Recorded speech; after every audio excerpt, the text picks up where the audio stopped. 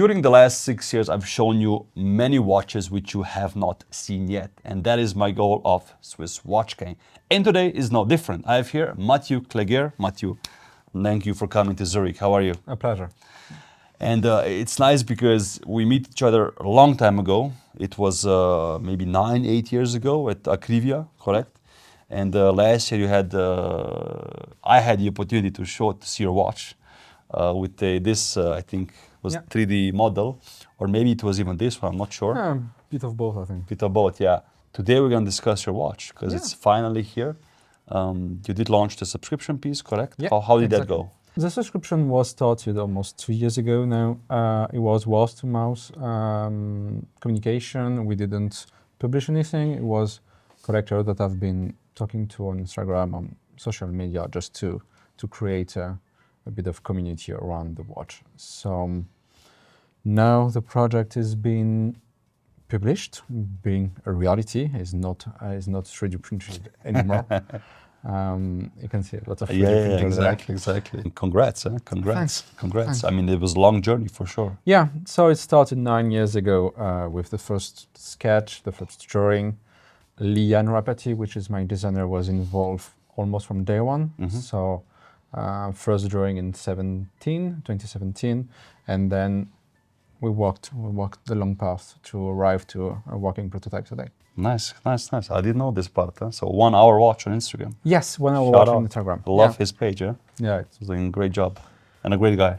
He's a genius. That's exactly. I mean, even his page acts as I think a source of inspiration. Yeah, let's it say. did. So awesome that you actually work with him. It's great to hear. And you said the subscription is sold out. Congrats on that. Thanks. And then you will have a regular collection as well. But tell me, where did you start? Because your background is in engineering, correct? So I'm a mechanical engineer with a major in watchmaking. So I work with different brands, starting with Breva at the beginning. Like you say, we met at Akrivia. And then I continued my journey as being independent for a while. I also was a technical R&D director for a company called Mitchoyer, which was more in the industrialized side of watchmaking, which was interesting for me to also learn reliability, how to do some scale watches. Yeah. And then I start again coming back to being independent, working on a few projects that is public, but I cannot tell them a lot about it. Later this year, we will have a launch with another brand that maybe this year, beginning of next year, my name will be present on the movement because I was really involved in the project. But yeah, I've been movement designer for 11 years now. Oh, nice. So you must have, first of all, seen a lot of movements. Yeah. And you must have a lot of ideas. Yeah. Right? Yeah. And this is just the beginning. I'm lucky to have seen something today, which we cannot show, unfortunately. It's in this box. Okay. So it's 2 new watches already, basically, in the pipeline somehow, correct? Exactly. The designs are pretty much done. And now just a way to figure out how to make them. So this is only the beginning, which is really sick. And the next ones will be even crazier. So you brought a lot of stuff here with you. Yes. What's the sketch there? So that is a way to explain. One part of the watch will be the cross maltese mechanism. So this watch is really oriented about chronometry. The first collection, called Inspiration, is really oriented toward chronometry and timekeeping. On the back of the ratchet, we have the cross malt mechanism, which kind of just take the good part of the chronometry on the barrel, and the watch only feature 36 hours of power reserve, because we tend to sell watches a bit like electric car, in a mean that it's easier to talk about the range of a watch than to talk about the chronometric performance of a watch.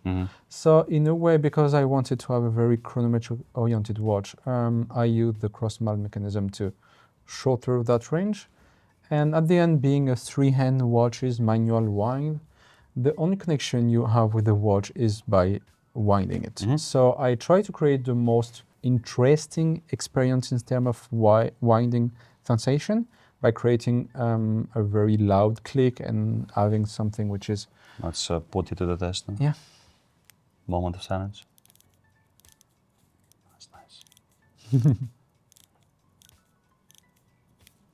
That's good. That's a good click. Yeah. So approved. Thanks.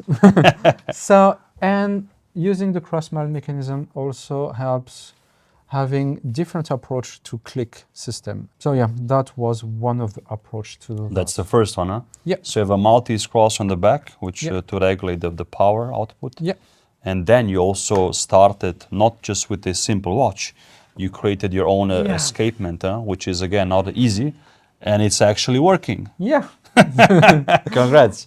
So Which is a big deal, huh? yeah, it was a big deal. For a first watch. So, yeah, for the first watch, I wanted to work on something called natural escapement, so a direct impulse escapement. This one, technically, it's a variation of that called innate escapement. Instead of going directly to the balance wheel, which is represented by the double roller here, we're going through a lever. That enable one aspect, that meaning it's a bit more easy to set than a normal natural escapement, and it's also a self-starting one. I wanted to do a self-starting natural escapement because first for end user it's a better experience to not have to move your watch when you want to start it, and also it was a way to be able to put hacking second. Yeah. With an escapement which is not self-starting, if you do a stop balance wheel, you may end up in the dead end part of the balance wheel position. Yeah. So that was one of the second advantage to have in So when you pull the crown on your watch, there's a small component which comes from the middle below the stem. Yeah, exactly. That basically blocks the balance wheel, and then you set the time, then you push it back in, and it starts beating again. Yeah, exactly. Nice. And it's, I think for the end consumer, it's nice feature to be able to send the time by the second. That is my main development. This took me 5 years to figure it out. There is some resemblance with other escapement on the market. Which ones? So you have the Ulysse Nardin double impulse indirect escapement, which is in the Freak, huh? Yeah, in the Freak. Yes, yes. And you have also the Land Dweller from Rolexes who use an intermediate lever. But both of those escapements use silicon. It's the first time that it's being done with steel and jewels. Awesome, yeah. Which is a more traditional approach to watch Yeah, and I also it makes me more secure because you can recreate steel easier than you can do like silicon. Yeah. Right. So exactly. If any of those companies were to fail, I don't think Rolex will. Yeah. And Ulysse as well. The servicing cost is completely different. Yeah. But it looks very nice. When I was filming it, it was mesmerizing. Yeah. Just the two escape. Yeah, it's a nice. It's a beautiful piece. And then this is just some failures, correct? Yeah, exactly. Along the way. Yeah, we have to do so during the development phase. I think that was the first 3D printer I did a year or two ago now, and it doesn't work perfectly. It doesn't work properly. The first try on the escapement, the V1 that was produced that we can find here, didn't really work. So I have, once we assembled the first movement, I figured out after what was a mistake, and with the help of that, because with my prototype watchmaker, we have some difficulty to know how to set the escapement, because it's not a Swiss lever escapement. So we have to create our own experience of how to set it. That's why I built a very big scale, because I needed a movable palette. And with that, we were able to create the first running and properly rings. Your palette fork is also incredible. Huh? Yeah. And thankfully, we have a miniature version here. I mean, miniature. The full scale. The one full scale, yeah.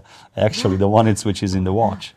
And it's a very, interesting shape, to say the least. Awesome. Let's now see the watch, because it's just gorgeous.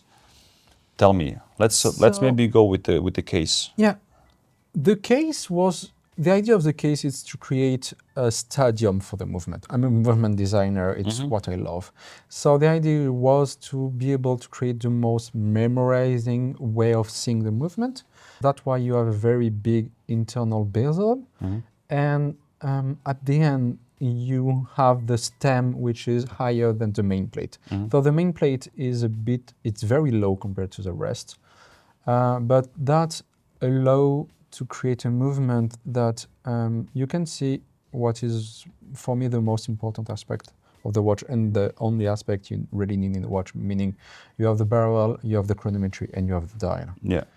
And the case is mirror polished, huh? From the sides. Yeah, mirror polish from the side, mirror polish also from the inside. You have a step logs that kind of goes to the glass box. The glass box is flush with the side of the watch, which And the crown is also beautiful. crown also polish. So the idea was the steps log kind of holding the crystal blocks a bit like a diamond. It's being held Nice. with the griff. So that was one of the aspects of the design of the watch. Beautiful. And then the dial, which is Dial. gorgeous, very deep, huh? Yeah, dial. So because we're doing like an open walk in a way, I decided to use a decentered Grand Feu enamel dial because the dial is quite small. It's a 14 millimeter dial in diameter. The enamel give a very good contrast. Yeah. We put kind of a logo of 12 o'clock. We didn't put the name on the dial because it was interfering with the legibility of the dial. And Also would be too small maybe, huh? yeah, it was a bit difficult to put. So where's the logo? the logo is in the front and is on the internal bezel of the watch. A bit more than 4 millimeter wall inside the watch. We utilize that space to put the logo in. Awesome. And it's beautifully mirror polished as well. Yeah. We captured it nicely as well. You can see the gears, the logo, it's opposite the power reserve indicator as well, which we have here. Nice. I mean, the dial is very cool. What's the shape of the hand? Is it also original design? Yeah, so it's a bit difficult to create hands on a small dial that are very easy to differentiate. So we went kind of a briggish shape, but we went with double dot because it's end up being kind of a pear shape, but the double dot creating a not too top heavy hands. Yeah. That was to create a balance. Our hand, it's also on the counter. Yes, the counterweight of the seconds hand. Yeah. It's gorgeous. And they're purple, huh? Yeah, they are purple. 8 color steel. Beautiful. Gorgeous. And then you have the two bridges here, one for the hands, the second hand. Yeah, second hand and one for for the balance balance wheel. It's beautiful. And there's a small screw on the side. What's that? So I don't really like the stowed holder on a watch because it kind of unbalances the area around the balance wheel. So by making the balance bridge offset, we hide a stowed holder which is adjustable, and you can see a tiny head screw is coming out. There's a small opening, exactly. Beautiful, and a lot of polishing going on here as well. Yeah.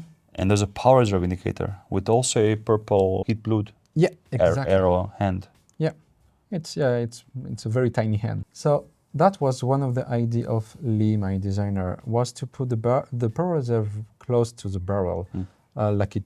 In a way, it's natural to be here, but it was very difficult to engineer. I think it was one of the most difficult part to architecture because you don't have a lot of space, and from the front and the back you don't see any gears relevant with the power reserve indication, and everything is hidden under the dial and under that front barrel bridge. Gorgeous. And the barrel is also beautiful. It has a nice bevel on it. Yeah. And a soleage, or how is it called? Soleage on the top. Beautiful. Yeah, I know my French words. Let's go. And then you can see also two escapements on the front. Yeah.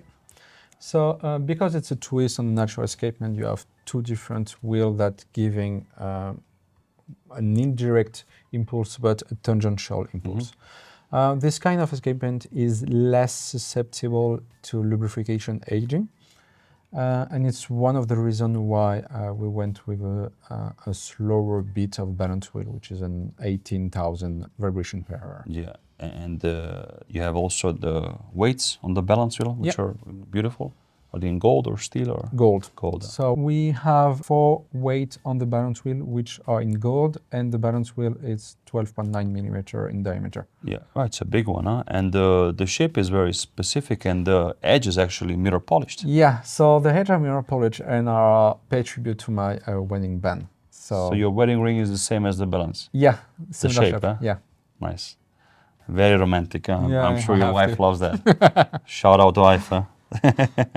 And then the Caseback, gorgeous. And I love to see the Maltese cross exposed like this because it reminds me of pocket watches, Yep. as I'm a fan of as well. And the bridge holding the Escapement is just beautiful shape and mirror polished and beveling and everything. Yeah, it took me a little while to design those components. So putting the cross Maltese on the ratchet has been done in the past. We have to use what we call a motor barrel, meaning that it's a barrel that it's slightly constructed differently, but that allows to put the cross Maltese at the back like this. It allows for the user to be able to sing all the time. And you also give it a bit more space in the barrel to have a bigger mainspring. The escapement bridge at the back also hold one of the wheel that transmitting the power to the escapement, and it's one of my favorite bridge on the watch. Yeah, I'm sure. When I photographed it and I made videos about it as well, it was beautiful. You have black polish on it, which is gorgeous, and also the click is nice. It's a special shape of the click here, which gives the nice sound. Yeah. Basically, of the crown turning. So it's kind of a wolf teeth ratchet, but technically the ratchet is not. The ratchet you see doesn't connect with any gears. The gears goes underneath the gear train. So under the second wheel, you can see one of the intermediate winding wheel. Yeah. And the idea is always create some element that you have the feeling that you sing a lot, but when you go slightly deeper, you realize that I have hidden a lot of components. That's nice. Because you're a constructor, you're a geek about this as well. So I'm sure you, as an observer of other movements, you love to see the hidden Easter eggs, Yeah, Easter eggs, it's something that is always, because if you understand something from the first time you're seeing it, you will not be drawn to go back to it.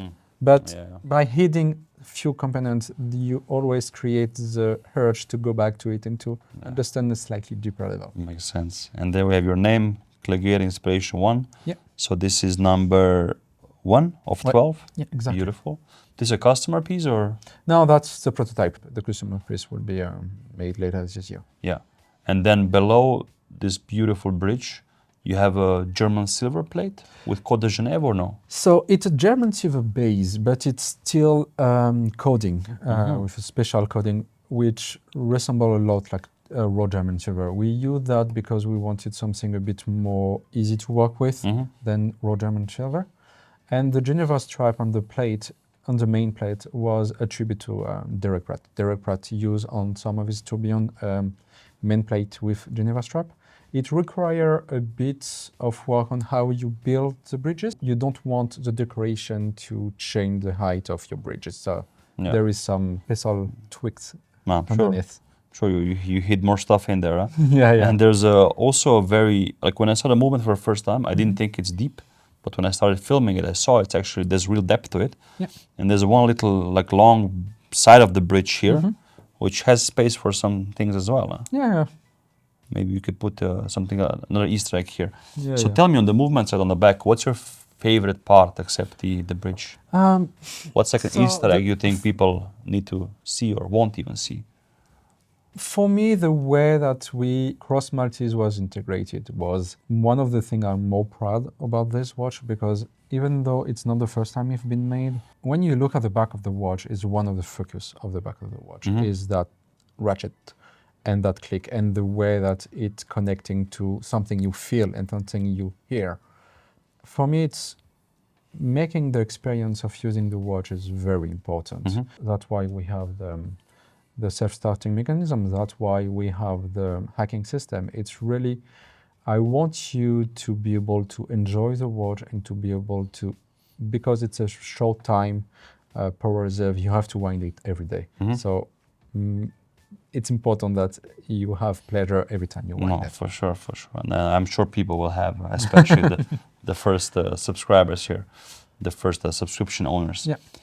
Gorgeous. And what was the price of the subscription piece? You So- said it was long sold out, so Yeah. guys, don't even ask. Yeah. The watch was sold at the time that was the only thing I can sell Yeah, with renders. So it was a 56,000 Swiss franc, yeah. and it's been sold out for a bit now. Nice, nice. Congrats again. And you will have, so to speak, production models, Yes. but not a lot, right? No. What's the goal so- with this? Yeah, the production strategy with this watch is to deliver 80 movement. Mhm. I'm doing that because I'm ordering every component by 100, because it's a sweet spot in terms of quantity, but I'm keeping 20% of the component for after-sale services and mistake. Okay. We will have 4 variations of precious metal. Each one produced at 12 pieces, and we will have 20 movement reserve only for piece unique. Okay. So either It's directly not to many me- at all, huh? And Not then you many. will move on to the next ones, or Yes. which we will show you now. I'm kidding, I can't show you this. But if you But- contact Mathieu, maybe he's gonna be Yeah. nice enough to show you something. What I can say is that every watch is based around one movement. The Okay. idea you can see on this one was chronometry. It's so- not modular. No, it's not modular. So You won't put something else on this one. Yeah, everything. It's starting with a blank page. So Brave. The next movement will be something completely different, and I don't know if it will share a single element except screws and jewels. Okay. And the next movement will be, 28. and it's gonna be a. It's gonna be something. I'm trying, guys. I'm trying really to get stuff out of them. I mean, I can't show you this. You know, if I show this, I can't show the video. Basically, that's it. But I promise you, it's gonna be cool, and it's something that you haven't seen yet, which is very hard Yeah. today. But even with this, I think you blew my mind, because when you showed me this, I knew it's gonna be a cool time-only watch. But either we didn't speak about it, or I didn't maybe realize it. I didn't see this. Yeah. So even with this, you differentiate yourself, I think, from all the other, let's say, time-only pieces coming out now. Okay, so if you could choose one complication to making a watch, what would it be? Let's say company is doing well, you have all the time in the world to do all the research and development you can. You have all the money to do it. It's gonna be done quick. I don't want to spoil what I'm in front. No, I think Like a sonnerie, or what's the end goal? Let's say. the aim goal is the Grand Sonnery, but Yeah. it's a long project. So Why that? hit him up. Yeah, the thing is, the Grand Sonnery. So I'll tell a story. In 2010, I was in Paris. I visited Escapement boutique, and I had the chance to meet François Paul at the time. I was still in car making, not in watchmaking yet, and he handed me his Sonnery Sovereign, and the feeling that the watch starting to ring itself is the only complication in a watch that can interact with you without you having to interact with it. Yeah, pushing anything. Yeah. Yeah, you don't have to push, you don't have to look think at about it, it. you don't have to think about it, and it surprised you. Just wind it. That's it. Yeah, just wind it. So it's a complication that I really loved and creates really an emotion that no other complication may give you. Nice, nice. Mathieu, this was a pleasure. Thank you so much for coming to Zurich. Huh? And once these are ready, let me know. We'd love to film them as well. I hope you guys enjoyed it. And leave a comment down below who we should have on the channel this year. Maybe I'm not in the contact with them yet. Hope you enjoyed it, and I'll see you soon.